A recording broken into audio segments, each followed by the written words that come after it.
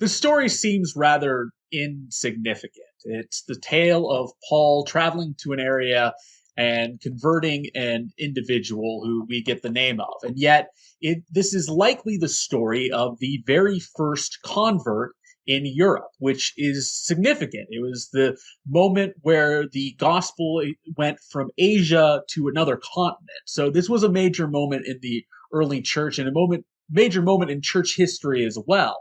And there are some things which I think are kind of important to notice here. And really, the big thing is the faithfulness to what God was commanding or speaking in both Lydia's case as well as Paul's case. Starting with Paul, Paul receives a vision, a vision of a Macedonian man pleading for his help. And he recognizes that that is from God and recognizes it as a sort of God telling him the next place he's supposed to go and minister.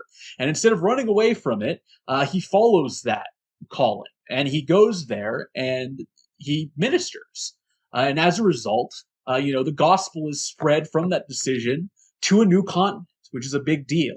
On the other side, we have Lydia. Lydia, who we are told was faithful to God. Now, to be clear, when this type of thing is mentioned in Acts, it does not mean that Lydia herself was a Christian, or as they would have called it, a follower of the way at that time. It would have likely have meant that she was Jewish or that she was one of the sort of God-fearing Gentiles who would hang out in synagogues and participate in pretty much everything except for a certain number of things that they didn't necessarily mesh with their sort of beliefs. That's what's being referred to here. Most scholars think that she was a Jew, just a devout Jew, and that that there probably wasn't a synagogue in that city, which is why they were down at the river praying. But she herself, had God work in her heart, and she felt a call to respond to Paul's message, and she did. And as a result, again, the gospel was spread to another continent, and that's a big deal. That was a big sort of moment in church history. And the reality is that, as well as many other moments, is why we are all likely here.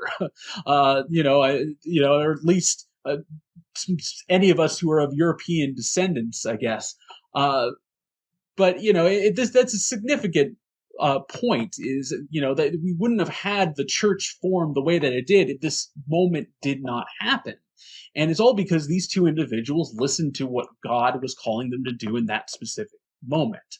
So for us, what this really means is that we should follow their example. When we ourselves get a calling, we should listen to it. It does not necessarily have to be a major sort of thing like what Paul experienced, which would be that sort of vision, something that gives a clear direction of what to go do next. Though obviously, if you do experience something like that, you should go and follow it.